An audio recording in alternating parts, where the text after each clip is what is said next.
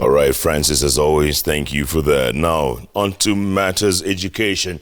And education CS Professor George Magoha now says the government will administer national exams learners in years 9 and years 12. Magoha, who spoke at the end of a two-day meeting with MPs in Naivasha, says there are ongoing consultations to give a way forward.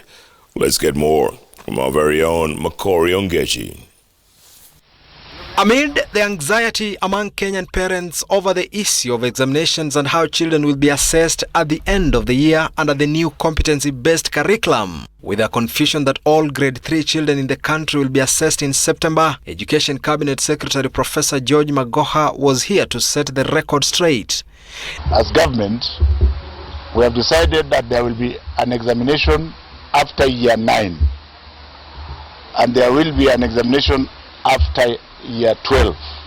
And whether grade 6 pupils will be facing an exam before transiting to junior secondary schools, the CS says it's too early to determine what will be done, explaining that he has already formed a 23-member team that will give recommendations on the way forward.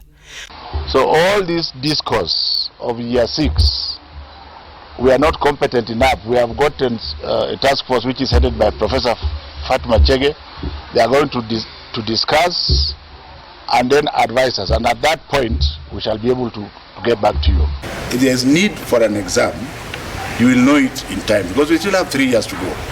So I can safely tell you that before the year ends, we shall come out with a very strong policy statement. On Monday, NEC CEO Dr. Mercy Karogo said that the core objective for the September assessment for grade 3 pupils is to help the curriculum developers with feedback that will help them identify gaps for improvement in other levels under the CBC. Children will not receive any results or know their individual grades. But even as Professor Magoha gives that assurance, many education stakeholders now argue that the government will have to do more, especially in explaining what exactly will be used to determine the students that will be promoted to the next class. Makori Ongechi, Citizen TV, Naivasha.